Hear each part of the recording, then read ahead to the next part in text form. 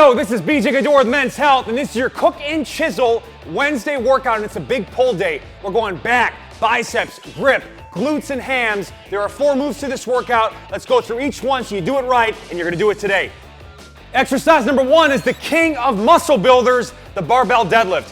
Use a load that is approximately a 6 to 8 repetition maximum. We're gonna do 2 to 3 reps every minute on the minute for 20 minutes. Once you can do 3 reps per minute for 20 minutes, add 5 pounds to the bar or increase the load by 5%, whichever is best for you. In terms of technique, couple key things. 1, either wear pants or high socks so the bar isn't scraping and causing the shins to bleed. It's uncomfortable, it doesn't look good. Do that right, make that modification. Also, in terms of foot placement, whatever stance you would take, do 1 jump. And whatever stance you're taking there, that is the way you probably want to deadlift. We approach the bar, get nice and close to the shins, go 1 hand at a time, just outside that leg. The closer the hands are to the legs, the less the bar has to travel and the more tension and stability we can create. I want you to push the knees out, pull the chest up, fill the belly with air, and get it so that if the bar is 135 pounds, we have 134 pounds of tension, so it's just about ready to lift off the floor. And then push the feet to the floor, exhale the top. We're gonna hinge the hips to return, reset, treat it as 1 rep at a time. Fill the belly. Explode, control down, 2 to 3 reps every minute on the minute for 20 straight minutes. Now, let's go to exercise number 2. Now we're really gonna emphasize building the glutes and opening up the hip flexors with the 1 leg, shoulders elevated hip thrust. We're gonna do 10 reps every minute on the minute, switching sides every minute. So we do 5 sets of 10 per side in 10 minutes. Once we can do it with our body weight, we will add a dumbbell to our hip crease. Let's first learn how to do it with our body weight. I'm gonna just go my left leg here. I wanna make sure I've got the whole foot in line. I've got a natural arc in the foot, contacts on the outside of the foot, inside of the foot, and heel. And what I'm gonna do is tuck this knee to my chest, push through the foot, get full extension at the hips, keeping the abs tight, tuck the knee to the chest, lower in control, and get 10 reps. My upper back is just a pivot point on that bench box or ottoman if you're doing this at home. After I get my 10 reps, rest the remainder of that minute, and then switch sides the next minute. If it's too easy and you've done 5 sets of 10 per side in the 10 minutes, I want you to take a dumbbell, put it right in your hip crease, okay? And all we're gonna do is have this side loaded for support and stability. Same concept, push through, squeeze, control down. Adding load to that hip makes that glute grow in a good way. Let's move on to the next move. Exercise number 3 is one of my favorite upper back lat builders, the chest supported row. It puts you in a really good position. It's easy on the spine, and you can really isolate the movement through the shoulder blade and build up that entire shoulder girdle. What we're gonna do is get the bench set to about a 30 to 45 degree angle.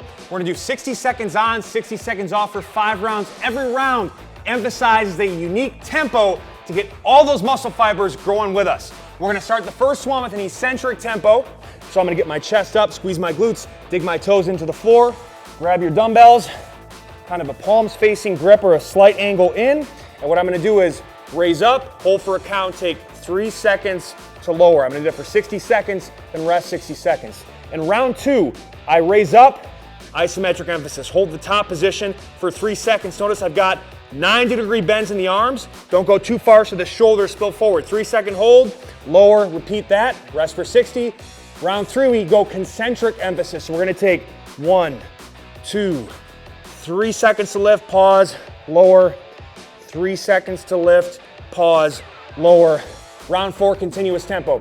2 seconds up, 2 seconds down without ever resting at any position. And also, don't let your arms fully extend. Keep a slight bend in the bottom so we keep constant tension on those upper mid-back muscles. 2 up, 2 down for 60 seconds. You'll rest 60, final round. Yes! Max iso. Raise up and try to hug your shoulder blades together. Do it for as long as you can. When you start to lose yourself, so you can finish off and hold that bottom position, just keeping the shoulders down the rest of the way. But ideally, I want 60 seconds up here, because if you can do that, that back will be the real deal.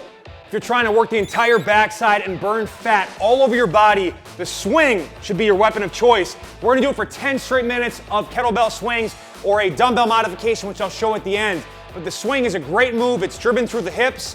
What we're gonna do is try to do it one of 2 ways.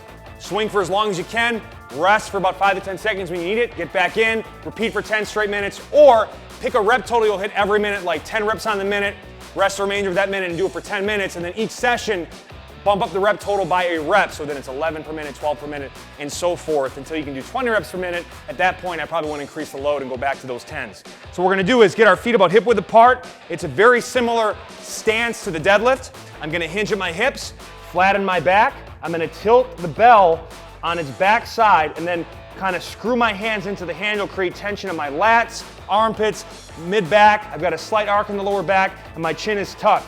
Hike the weight behind the body and explode the hips through. Crunch the abs at the top. I like a slight chin tuck and explode. Boom. Exhale the top.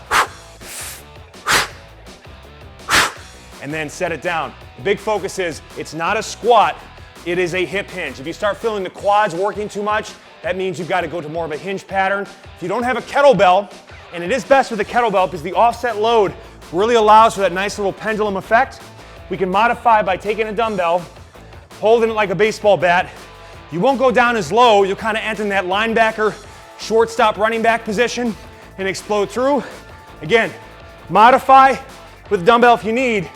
If you got a kettlebell, go with the kettlebell and do it right. And then if you want to add 20, 30 minutes of additional cardio on top of this, do so. It'll help lean you out while still gaining muscle so you look ripped and jacked at the same time. We'll see you next time.